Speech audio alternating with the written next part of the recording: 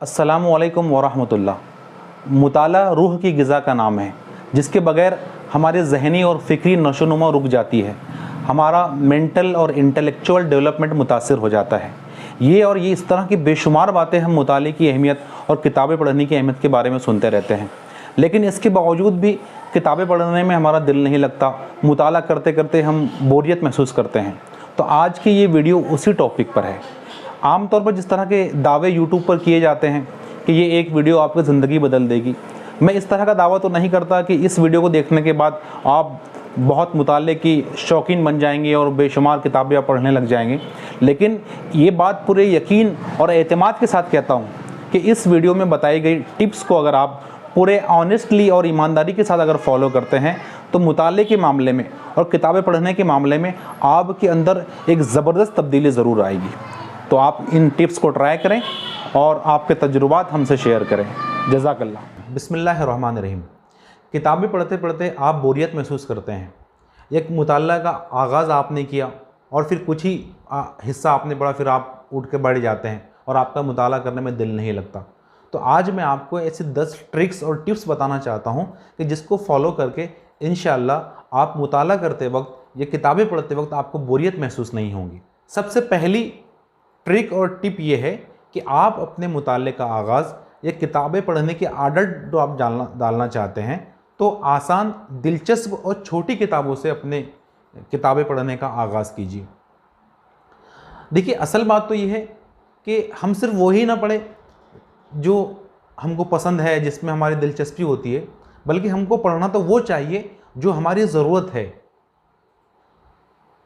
लेकिन चूँकि अब अभी हम शुरुआत करना चाहते हैं, किताबें पढ़ने की आदत डालना चाहते हैं, तो उस वक्त में आप आसान और दिलचस्प किताबों से अपने मुताले का आगाज़ कर सकते हैं। आप किसी भी फील्ड में मुताला करना चाहते हैं तो उस फील्ड की जो आसान किताबें हैं, जो आसान अंदाज में लिखी गई है, जिसको पढ़कर आप आसानी से आपको चीज़ें समझ में आ जाए, तो आप वहाँ से अपने मुताले का आगाज़ करें। इसमें यह हो सकता है कि आप अच्छे जो नॉवेल्स हैं या वाक़यात की जो किताबें हैं या वो किताबें जो मुख्तलिफ़ शख्सियात की ज़िंदगी के ऊपर लिखी हुई है, तो ऐसे किताबों से आप आगाज़ करेंगे तो आपको ज़्यादा मुश्किल पेश नहीं आएंगी। दूसरी ट्रिक ये है कि आप मुताले के लिए और किताबें पढ़ने के लिए एक टारगेट तय करें। देखिए, you can't hit a target you can not see. तो आप टारगेट तय करें कि आपको कितना पढ़ना है। ये टारगेट वक्त की शक्ल में भी हो सकता है कि आपको 10 मिनट पढ़ना है या 15 मिनट पढ़ना है, या ये टारगेट नंबर ऑफ़ पेजेस की शक्ल में भी हो सकता है कि आपको डेली इतने पेजेस पढ़ना है।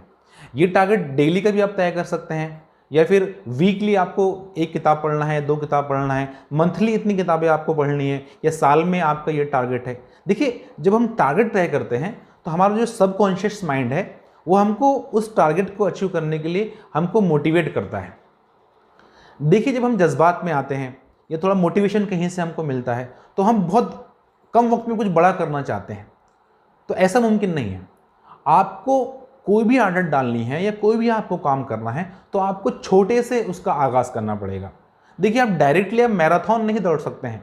पहले आपको वॉकिंग, जॉगिंग शुरू करना पड़ेगा, कम कम दौड़ना आपको सीखना पड़ेगा, उसके बाद फिर आप जाकर मैराथन के अंदर आप जो हिस्सा ले सकते हैं। तो मुझे आपसे अर्ज़ करना है कि आप तय करें टारगेट। हो सकता है कि शुरुआत में सिर्फ आप ये तय करें कि आपको डेली 10 मिनट ही पढ़ना है या आपको डेली 10 पेजेस ही पढ़ना है, लेकिन जो टारगेट आपने तय किया है उसमें स्ट्रिक्ट रहिए। चाहे आंधी आ जाए, चाहे तूफान आ जाए, लेकिन आपने जो तय किया है कि डेली मुझे इतना और इतना पढ़ना है, वो कभी मिस ना होने पाए। कभी हो सकता है कि ऐसा कोई इमरजेंसी आपको आ गई हो, कोई अर्जेंट काम ऐसा आपको आ गया हो कि आप किताबें पढ़ने के लिए आपको वक्त ना मिल पाए। तो हो सकता है कि आपने जहाँ आधा घंटा अगर आपका टारगेट है तो आप आधा घंटा ना पढ़ पाएँ, लेकिन 5 मिनट ज़रूर पढ़ें। आपने 30 पेजेस पढ़ने का टारगेट तय किया है तो आप वो 30 पेजेस ना पढ़ पाएँ, लेकिन कम से कम 3 या 4 और 5 पेजेस ज़रूर पढ़ें, लेकिन नेवर मिस अ डे। एक दिन भी मिस ना करें। देखिए, होता क्या है, जब हम कोई एक दिन जब मिस कर बैठते हैं तो अगला दिन हमको दोबारा वो काम करने के लिए बहुत दिक्कत पेश आती है। तो इस बात का ज़रूर ख्याल रखें। तीसरी ट्रिक और टिप ये है कि देखिए, जो काम भी हम डेली करना चाहते हैं तो उसके लिए हमको शेड्यूल तय करना बहुत ज़रूरी है। 24 आवर्स में से कोई एक टाइम स्लॉट को फिक्स करना, उसके बगैर हम कोई काम डेली नहीं कर सकते हैं। देखिए, आप जब शेड्यूल तय नहीं करते हैं तो आपके पास 24 आवर्स होते हैं। तो होता क्या है, आदमी अपने काम को टालते रहता है और आखिर को पूरा दिन मुकम्मल हो जाता है लेकिन वो काम नहीं कर पाता है। लेकिन उसी काम को करने के लिए जब हम कोई टाइम फिक्स कर लेते हैं तो फिर हमारे लिए वो काम करना आसान हो जाता है। तो आप ये डिसाइड करें कि 24 आवर्स में से आपको किताबें पढ़ने के लिए कौन सा टाइम फिक्स करना है। सुबह का टाइम सही है आपके लिए, या दोपहर का टाइम सही है, या सोने से पहले आपको किताबें पढ़ना है। जो भी है, हर आदमी के लिए अलग अलग टाइम उसके लिए उसको सूट कर सकता है।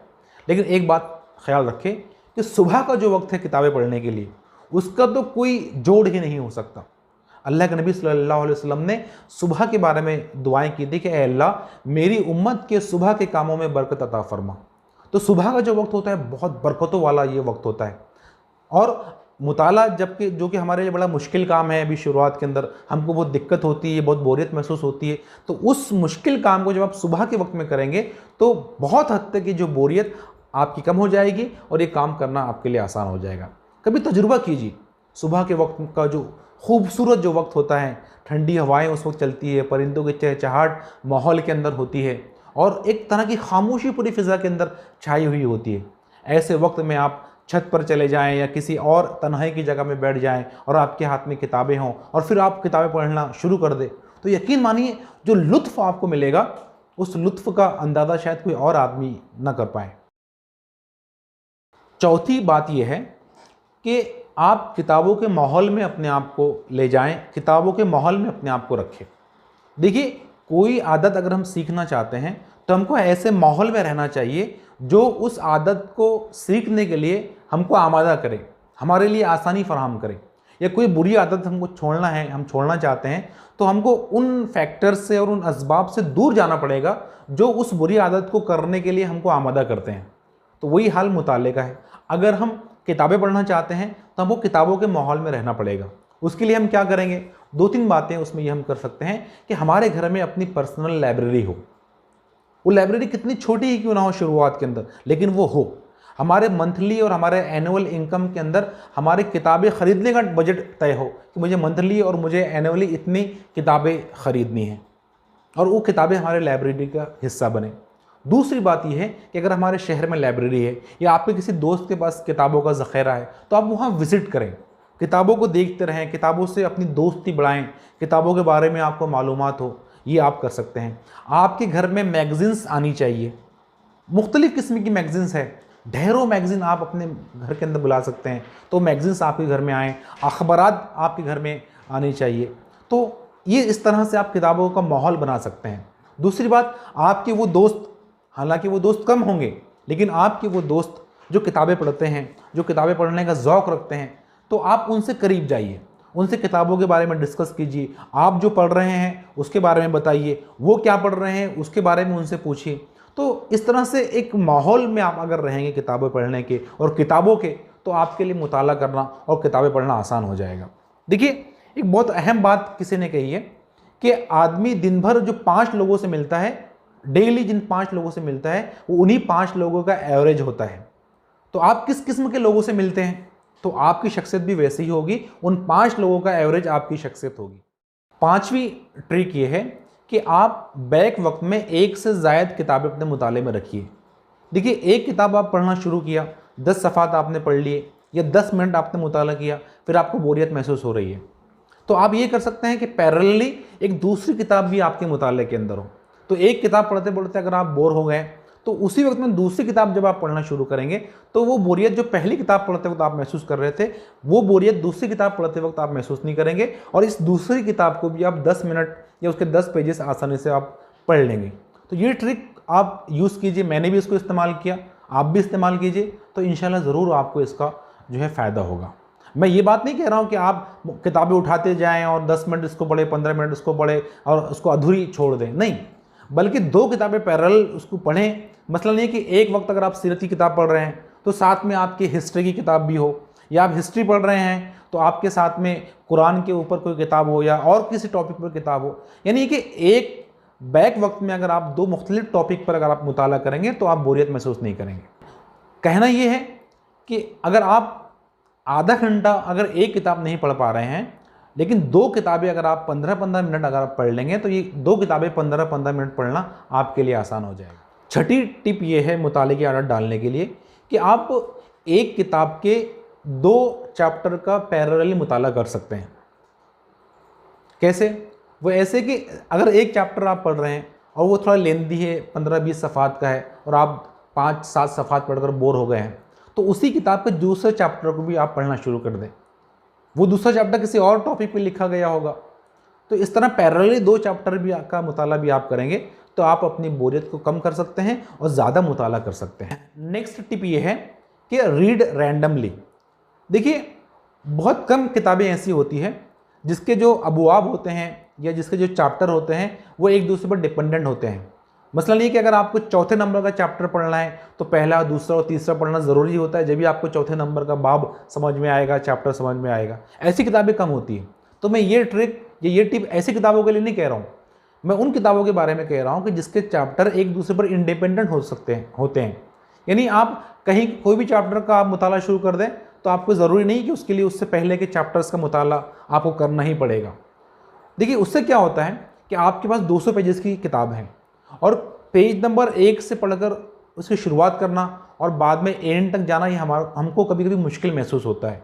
तो जब आप रैंडमली मुताला करेंगे कि एक चैप्टर आपने 150 नंबर के पेजेस पर जो चैप्टर है उसका इंतखाब किया, उसको पढ़ लिया, फिर उससे पहले वाले किसी चैप्टर को पढ़ लिया, फिर उसके बाद वाले किसी चैप्टर को पढ़ लिया, इस तरह बहुत आसानी से आप अपनी उस किताब को मुकम्मल कर सकते हैं।